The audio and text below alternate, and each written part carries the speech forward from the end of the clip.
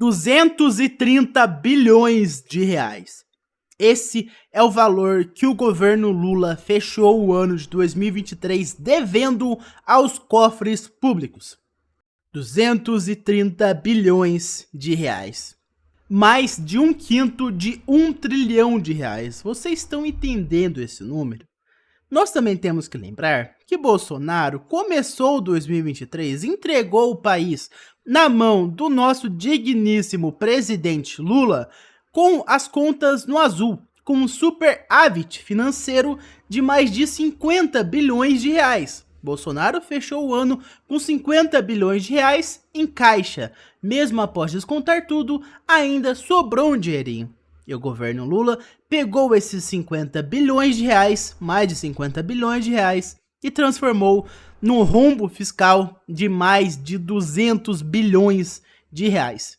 Lembrando que 200 bilhões de reais, mesmo após criar o Remessa Conforme, que basicamente impediu o cidadão brasileiro de comprar qualquer coisa que seja fora do país, já que ninguém gostaria de pagar 92% de imposto em cima de um produto que custe mais de 50 dólares, certo?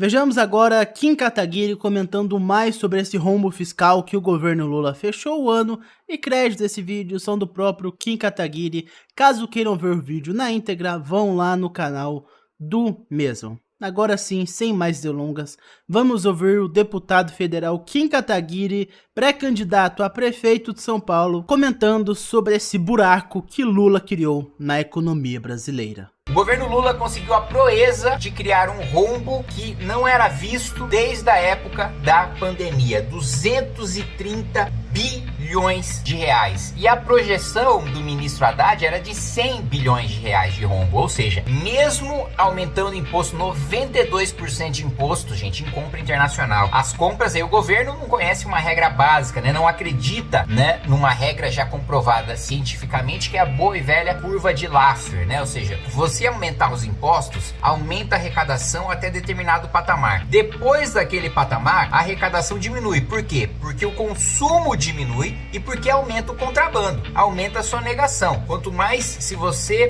arrecadar, se você tiver um imposto de 0%, você vai arrecadar a mesma coisa se você tiver um imposto de 100%. Zero. Por quê? Ninguém vai pagar 100% de imposto, assim como ninguém vai pagar 0% de imposto. 0% porque não tem imposto e 100% porque o imposto confiscatório. Ou seja, se você não há nenhuma margem razoável de tributação para você consumir, ou você vai contrabandear, ou você vai sonegar, você vai recorrer ao mercado ilegal, ou você simplesmente não vai consumir, ou vai consumir em outros lugares, ou enfim, o dinheiro não vai para os cofres do governo, né? Se chega a um patamar que o imposto está alto demais, as pessoas simplesmente ou vão parar de consumir, ou vão consumir no mercado ilegal, que é exatamente isso que está acontecendo agora. Com 92% de imposto, o consumo caiu nas compras internacionais em 40%, né? E vamos lembrar, eu apresentei meu projeto de decreto legislativo para assustar o programa ilegal e inconstitucional Remessa Conforme, que foi instituído por decreto, quando deveria ter sido feito por lei, mas o governo não queria que seus deputados colocassem a digital para desgastar com a aprovação de aumento de imposto, então fizeram por decreto, e eu apresentei um projeto de decreto legislativo justamente porque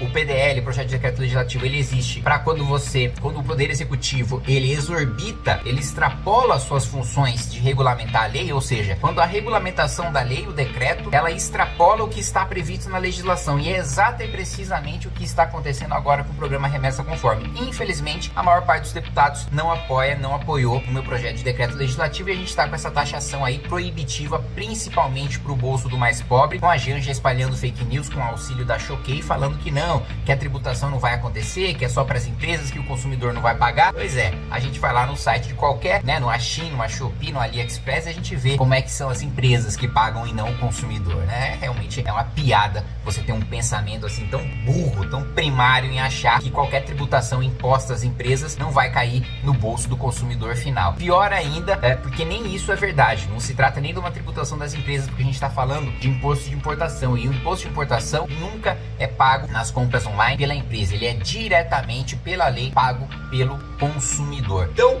mesmo colocando todos esses impostos no nosso lombo pra gente pagar, o governo consegue ter o pior déficit desde a pandemia, 230 bilhões de reais. E o impacto disso, infelizmente, essa é a técnica de governar do PT. Gasta, gasta, gasta durante os seus governos e aí a bomba cai no colo de outro governo. A bomba cai no colo, né, de quem assume o poder no próximo mandato, né? Então assim eles conseguem vencer as eleições dando uma percepção de que, olha, quando o PT assume, a economia melhora. Na verdade ele tá gastando nosso dinheiro no cartão de crédito e deixa a fatura pro outro governante pagar e aí aponta pro outro governante, ah lá, tá vendo como a economia piorou? Tá vendo como aumentou a inflação, aumentou a taxa de juros? Tá vendo como tá tendo reforma, que tá tendo que cortar na carne, cortar gasto, isso tá tendo, né, um efeito na economia imediato? É óbvio, né? Uma hora que você precisa reformar a casa, uma hora que você precisa, né, arrumar a casa na realidade, aquilo vai causar transtornos e ninguém gosta, não é agradável, mas precisa ser feito. Reformas econômicas positivas para manter a casa em ordem no primeiro momento